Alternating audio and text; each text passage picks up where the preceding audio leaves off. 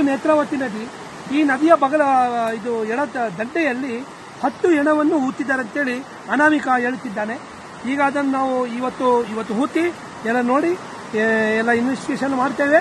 ಆಮೇಲೆ ನಾವು ಮುಂದಿನ ಕ್ರಮವನ್ನು ನಾವು ತೆಗೆದುಕೊಳ್ಳುತ್ತೇವೆ.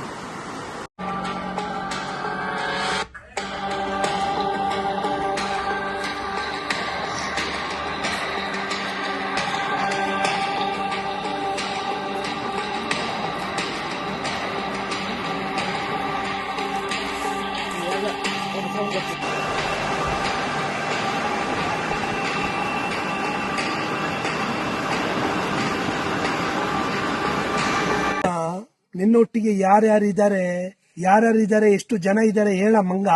ಒಂದು ಹೆಣನು ತೋರಿಸಿಲ್ಲ ನೀನು, ಒಂದು ಬುರುಡೆ ತೋರಿಸಿಲ್ಲ. ಅದೆಂತದ ಬಿಯರ್ ಬಾಟ್ಲಿಯನ ಮಂಗ? ಬಿಯರ್ ಬಾಟ್ಲಿ ತೋರಿಸ್ತಿದೀಯಾ? ಬಾ ಬಾ, ಇಷ್ಟು ತೋರಿಸಿದೆಯಲ್ಲ ಗುಂಡಿ ಮಾಡಿ, ಎಂತದ ಒಂದು ಹೆಣ ಸಿಕ್ಕಿಲ್ಲಲ್ಲ. ಒಂದು ತಲಾ ಬುರುಡೆ ಸಿಕ್ಕಿಲ್ಲಲ್ಲ ಮಾರ. ಎಂತದು ಧರ್ಮಸ್ಥಳ ಮಾಡಿದೆಯಲ್ಲ ಮಂಗ. ಇಲ್ಲಿ ನೋಡು, ಒಂದಾದ್ರೂ ಉಂಟ ಮಾರ, ಒಂದು ಉಂಟ. ಇಲ್ಲಿ ನೋಡಿ ಜನಗಳೇ ನೋಡಿ, ಎಲ್ಲ ನಮ್ಮ ದೇಶಕ್ಕೆ, ನಮ್ಮ ಕರ್ನಾಟಕದ ಜನತೆಗೆ ಮಂಗ ಮಾಡಿದ್ದಾರೆ. ಇವನನ್ನು ಗಲ್ಲಿಗೇರಿಸಿ ಇವನನ್ನು ಗಲ್ಲಿಗೇರಿಸಬೇಕಾಗಿ ಕೇಳಿಕೊಳ್ಳುತ್ತೇವೆ.